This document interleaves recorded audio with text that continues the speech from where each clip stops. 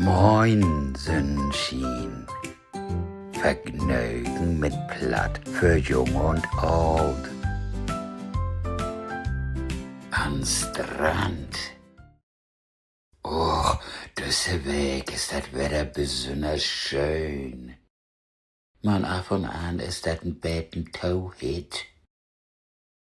Opa hätten Planschbecken ob'm Grasplatz dorn.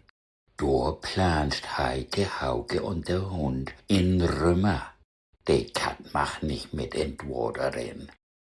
Man von dort fuhrt die Krautöllern und die Krautkinder an die See. Die is nicht weit af von Dörp. Man blaut's 15 Minuten fort. Der Strand liegt achter dat Kliff. Dort geht ein Treppelner. Kiek, die See, wat schön. Die Häfen und die See sind blau.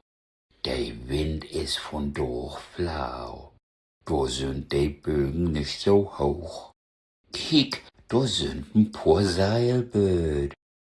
So'n Seilboot will Hauke auch gern haben. Man erst muss he voll wissen wann. Die Kinder scheißt an Water.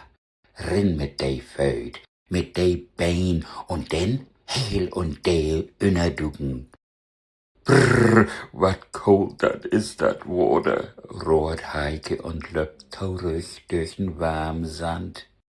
Oma langt ihren Boot daug und sagt, hier min Schieder, und den legt die in de Sünn, man erst mit Sünncreme inrieben.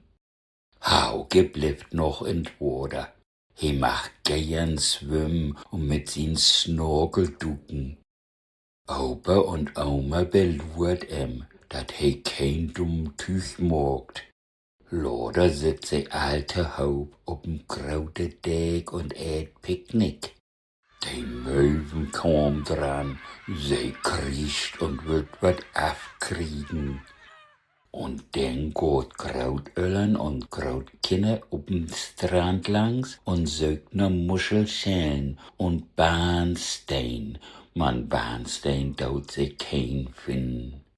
Se geht mit non Fürtauern hin und dann wieder zurück und de Trepp wieder rup not Auto. Dat was ein moin Dach an de See. Man musen se allmöd.